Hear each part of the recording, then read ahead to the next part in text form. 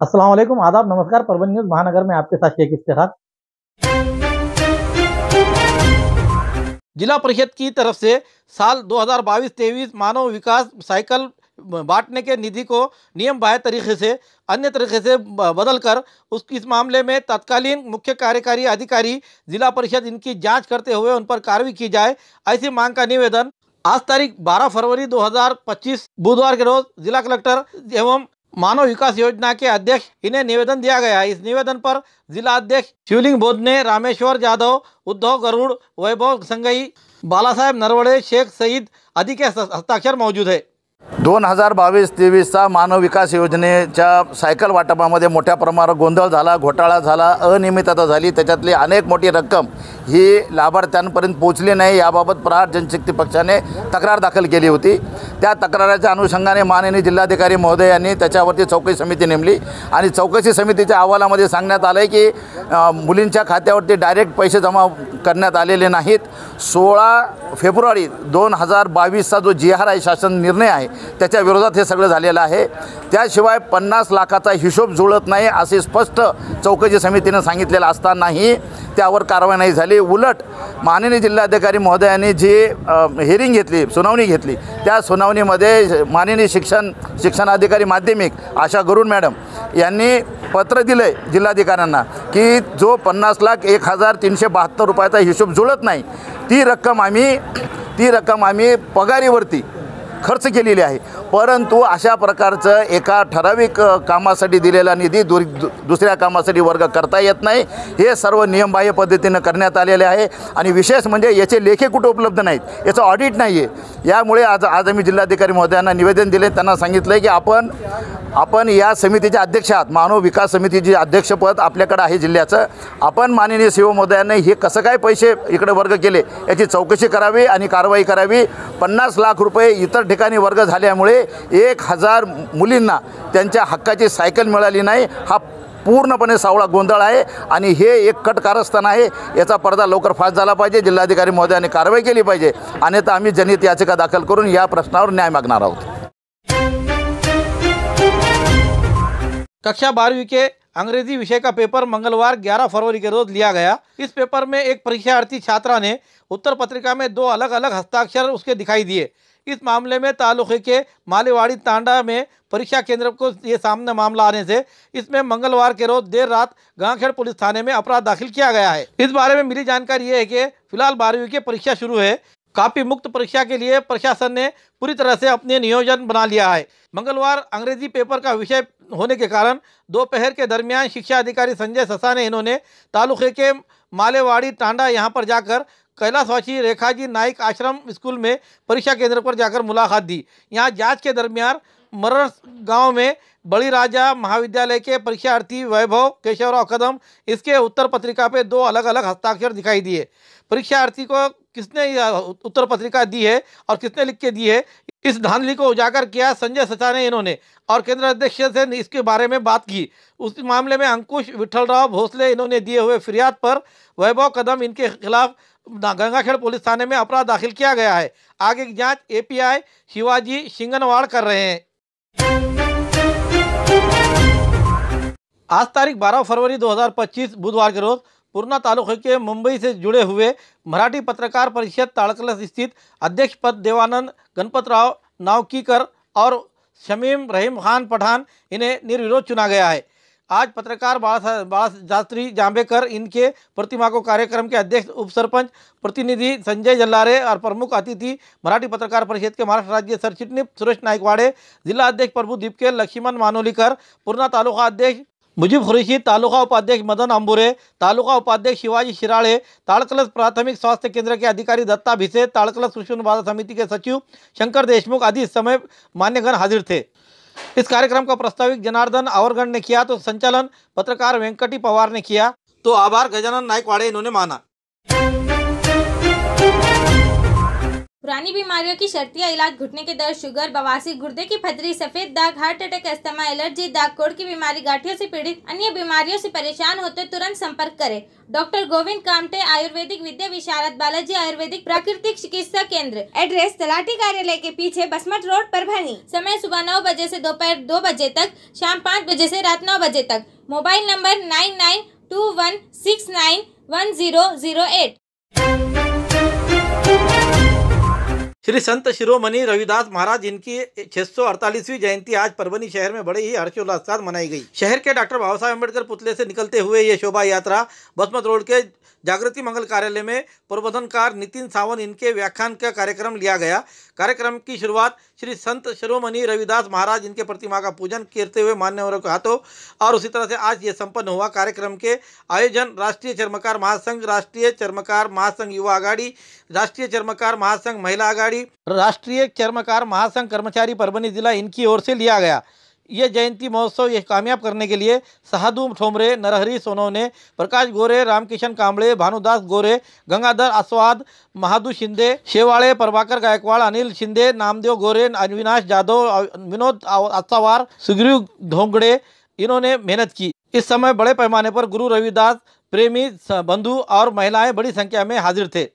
दरवर्षीप्रमाणे याही वर्षी गुरु रविदास महाराज यांची 648वी जयंती हर्ष उल्हासाने आणि साजरी करण्यात आलेली राष्ट्रीय चर्मकार महासंघाच्या वतीने आणि या कार्यक्रमासाठी आमच्या सर्व कमिटीचे सर्व प्रथम आभार मानतो, जेणे की आम्हाला सहकार्य केले व जे की आमच्या समाजामधले तळागाळामध्ये जे पोहोचलेले गोरगरीब असे घर आहेत, आम्ही तिथपर्यंत पोहोचून एक गुरु रविदास महाराजांचा विचार पोहोचवण्यासाठी प्रयत्न करत आहोत। दरवर्षीप्रमाणे याही वर्षी आम्ही हर्ष उल्हासाने केलेली आहे, पण मागील वर्षापेक्षा या वर्षी आम्हाला आहे ना खूप असा प्रतिसाद चांगला भेटलाय, जेणेकरून आम्हाला असा खूप अभिमान वाटतोय की आमच्या समाजातले लोक आज जागरूक होत आहेत आणि गुरु रविदास महाराजांचे विचार ऐकायला येत आहेत आणि गुरु रविदास महाराजांची जयंती ही खूप आणि सर्वात मोठ्या प्रमाणामध्ये जागोजागी व्हायला पाहिजे असं ही आवाहन करतोय। संत शिरोमणी जगद्गुरु रविदास महाराज यांच्या 648व्या जयंतीनिमित्त राष्ट्रीय चर्मकार महासंघ परभणी शाखा यांच्या वतीने जी जयंतीचे आयोजन करण्यात आलं, फार मोठ्या संख्येने या ठिकाणी समाज हजारोच्या संख्येने या ठिकाणी उपस्थित राहिला। त्यानंतर नितीन सावंत सर परभणीकर यांचं जे व्याख्यान होतं, खरंच सर्वांनी लहान असो थोर असो या सर्वांनी सावंत सरांना ऐकलं। सावंत सरांनी अंधश्रद्धा रूढी परंपरा ज्या आहेत त्याच्यावरती प्रकाश टाकण्याचा प्रयत्न केला। महाराजांचं कार्य, डॉक्टर बाबासाहेब आंबेडकर यांचं कार्य, माता सावित्रीबाई फुले, माता रमाई यांच्या जीवनचरित्रावरती त्यांनी प्रकाश टाकला। निश्चितच येणाऱ्या काळामध्ये येणाऱ्या पिढीसाठी त्यांनी जे काही ऊर्जा निर्माण करण्याचं काम केलं त्यांनी आज या व्याख्यानामध्ये केलेलं आहे। या ठिकाणी हजारोच्या संख्येने जे उपस्थित जनसमुदाय होता, गुरुप्रेमी होते, त्या सर्वांनी नितीन सावंत सरांना एक चांगला प्रतिसाद दिला, त्यांच्या हाकेला ओ दिला। निश्चित येणाऱ्या काळामध्ये जे काही अंधश्रद्धा आहेत, रूढी परंपरा आहेत, त्याच्यावरती गांभीर्याने विचार करणाऱ्या आमच्या माता भगिनी निश्चित काहीतरी बोध घेतील असं मला आजच्या दिवशी निश्चित वाटतंय। आणि सावंत सरांनी जे व्याख्यान केलं, या ठिकाणी जे मार्गदर्शन केलं, निश्चित यामध्ये समाजाचा काहीतरी विकास होईल, समाज त्यातून काहीतरी शिकेल असं या ठिकाणी मी सांगू इच्छितो। शक्तिपीठ राजमार्ग के लिए चल रही भूमि अधिग्रहण प्रक्रिया को लेकर परभनी जिले के किसानों में भारी आक्रोश है। किसानों ने पहले भी 3 अक्टूबर 2025 को एक बड़ा मोर्चा निकालकर प्रशासन को अपनी आपत्ति दर्ज कराई थी। उस समय जिलाधिकारी द्वारा आश्वासन दिया गया था कि भूमि अधिग्रहण की प्रक्रिया फिलहाल रोकी जाएगी, लेकिन 12 फरवरी 2025 को प्रकाशित एक सरकारी पत्र के माध्यम से पता चला कि भूमि अधिग्रहण के कार्य फिर से शुरू किया जा रहा है, जिससे किसानों में असंतोष और तनाव बढ़ गया है।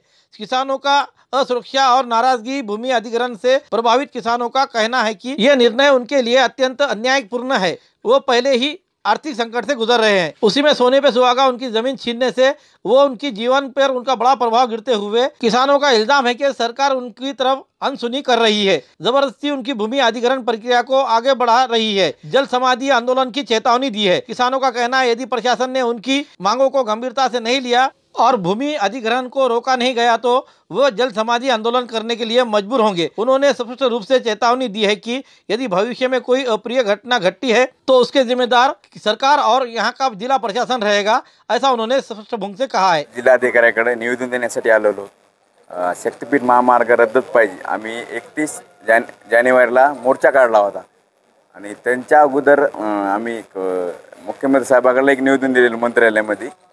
त्यावेळेस मुख्यमंत्री साहेब म्हणले होते की शक्तीपीठ महामार्ग रद्दच होईल इलेक्शनच्या अगोदर। नंतर आता अधिसूचना काढल्यात आणि काल आमच्या गावामध्ये परिपत्र लावण्यात आले ग्रामपंचायतला। तलाठी साहेबांसोबत आम्ही चर्चा केली, ते म्हणले आमच्या हातात काही नाही राहिलं, आम्हाला हे काम करू द्या। आम्ही त्यावेळेस आम्ही त्याला 2-3 तास लावू दिलेत नाही। नंतर त्यानं परिपत्र लावून पंचनामा करून पोलीस पाटील किंवा सरपंच उपसरपंच सह्या घेऊन त्यांना पंचनामा करून ते गेले तिथून। मग आम्ही आक्षेप देण्यासाठी इथं एसडीओ ऑफिसकडे जाणार आहेत गंगाखेड। इथं पुन्हा साहेबाला सुद्धा विनंती केली की शक्तीपीठ मार्ग नको आम्हाला खाण्यापिण्याची आमच्या अल्पभूधारक पहिलेच आम्ही अल्पभूधारक आहेत ती बी जमीन चालेल। सर्वप्रथम पत्रकार बंधूचे हे भारताच्या संविधानाचा चौथा स्तंभ म्हणून तुमचे सर्वप्रथम आभार मानतो। आमच्या देशामध्ये आपल्या भारतामध्ये शेती हा अन्नधान्य निर्माण करणारा भारताचा शेती हा कणा असून या सरकारने शेतीवर एक मोठे संकट निर्माण केलेले। ज्या सुपीक जमिनीमध्ये चांगलं उपजाऊ जमिनीमध्ये बागायती जमिनीमध्ये एक हुकुमशाही हिटलरवादी धोरणाने हे कोणते बी रस्ते महामार्ग लादल्या जात आहेत।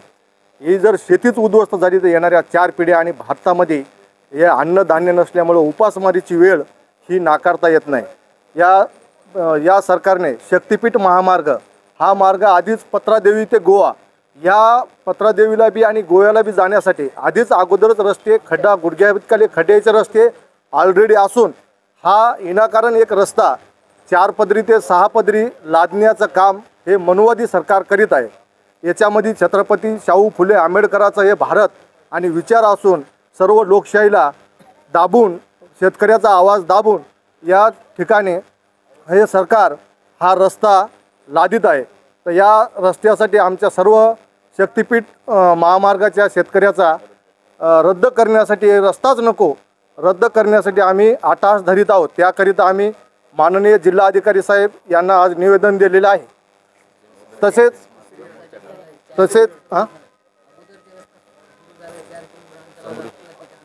दुसरा एक रस्ता समृद्धी महामार्ग आमच्या जवळच 4 किलोमीटरवर कमीत कमी त्याच्यामध्ये 3 गाव आणि एका गावामध्ये चौकी असे म्हणून हजारो एकर जमिनी उद्ध्वस्त झालेल्या आहेत।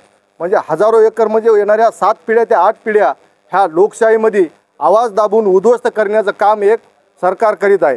त्याच्यामुळे कोणत्याही आमदाराचे किंवा कोणाचा आक्षेप असून सुद्धा न ऐकून घेता माननीय मुख्यमंत्री साहेबांनी कोणी आमदाराचं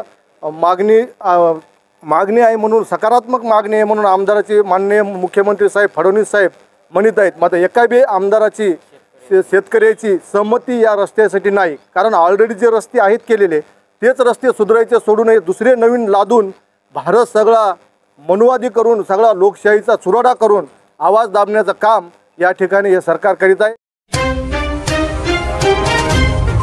खूबसूरती का राज डॉक्टर हाशमी के पास। बालों का झड़ना, चेहरे के दाग व धब्बे, दीगर समस्याओं का इलाज हमारे पास। हमारे अपने बनाए हुए प्रोडक्ट 100% नेचुरल, कुदरती तौर पर इलाज बगैर किसी साइड इफेक्ट के साथ पूरी तरह से कुदरती व खालिश प्रोडक्ट्स आपके सामने बनाए जाएंगे। हमारे खुद के बनाए हुए प्रोडक्ट शिकाकाई, रीठा, आंवला, मेथी, गुड़हल के फूल, भिंगराज, एलोवेरा के जरिए हर्बल ऑयल वो हर्बल शैम्पू बालों का झड़ना व डैंड्रफ को खत्म करने के साथ सर की खुजली को खत्म करे। पतले बालों का इलाज फायदेमंद है, साथ ही बालों को लंबा, घना और खूबसूरत बनाए। चेहरे के दाग धब्बे, कील, मुहासे, रूखी त्वचा वो चेहरे की झुर्रियां खत्म करे, साथ ही चेहरे को खूबसूरत बनाता है। खूबसूरती का राज डॉक्टर हाशमी के पास। हमारे पास ऑयल मशीन है जिससे हम आपकी लाए गए खोपरा, कलौंजी, बादाम व अन्य सामग्री का तेल निकाल कर देंगे आपके सामने। एड्रेस डॉक्टर हाशमी मिनाज, खान साहब बिल्डिंग के पीछे, दरगाह रोड, परभनी। 8421522947 8669131304। मिलने का समय सुबह 9 बजे से दोपहर 2 बजे तक और शाम 5 बजे से रात 9 बजे तक। हमारी न्यूज़ आपको किस तरह पसंद आ रही है इसके बारे में लाइक करें, शेयर करें, कमेंट करें। अब तक हमारा चैनल सब्सक्राइब नहीं किया है तो सब्सक्राइब जरूर करें, बेल आइकन का बटन जरूर दबाएं ताकि हमारी ली खबर सबसे पहले आप तक पहुंच सके। Subscribe now and press the bell icon. Never miss an update.